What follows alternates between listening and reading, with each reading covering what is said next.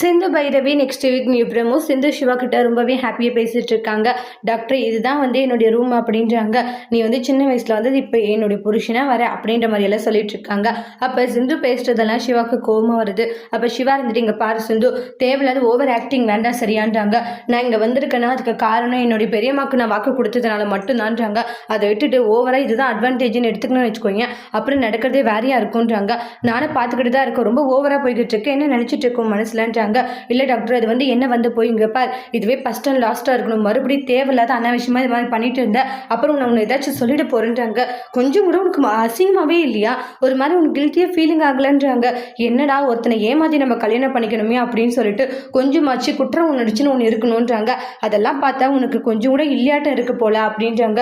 Doctor அப்படி பேசாதன்றாங்க. போதும் நிப்பாட்டு சிந்து, இங்கே பாரு தயவு செஞ்சு இப்படியெல்லாம் என்கிட்ட நல்லவன் மாதிரி நடிக்காத, நீ எப்படிப்பட்டவன்னு எனக்கு நல்லாவே தெரியும், மறுபடியும் என் முன்னாடி நடிச்சுட்டு இருந்தாதான் எனக்கு கெட்ட கோவம் வருதுன்றாங்க. நீ எப்படின்னு எனக்கு தெரியும், நான் உன்னை எதுவும் சொல்லக்கூடாதுன்னா நீ என்னை ரொம்ப டிஸ்டர்ப் பண்ண வேண்டான்றாங்க. என்னை விட்டு கொஞ்சம் தள்ளியே இருந்தேன்னா நான் சந்தோஷப்படுவேன்றாங்க. அதை விட்டுட்டு என்னை தேவையில்லாத டார்ச்சர் பண்ணி என்னை சீண்டுன அப்புறம் நடக்கிறதே வேறையா இருக்கும் டாக்டர்ன்றாங்க. மறுபடியும் ஏதோ பேசாதுன்னு சொல்றது என்ன நினைச்சிட்டு இருக்கோம் மனசுல அப்படின்னு சொல்லிட்டு கோவமா திட்டிட்டு இருக்காங்க. அதுக்கப்புறம் சிவா திட்டிட்டு போகும், என்ன இது டாக்டர் நேற்று வரைக்கும் நல்லா இருந்தாரு, இன்னைக்கு என்னாச்சு, ஏன் டாக்டர் இந்த அளவுக்கு நம்ம கிட்ட கோவப்படுறாரு, சரி நம்ம இந்த வீட்டை விட்டு போற வரைக்கும் கொஞ்சம் பொறுமையா இருக்கலாம், நம்ம வீட்டில் சண்டை போட்டால் அம்மா ஏதாச்சும் நினைப்பாங்க அப்படின்னு சொல்லிட்டு சிந்து சைலண்டாக இருக்காங்க. இங்கே சிந்து ஃபீல் ஆகுறாங்க, சிவா இப்படி திட்டிட்டு போனதை நினச்சி.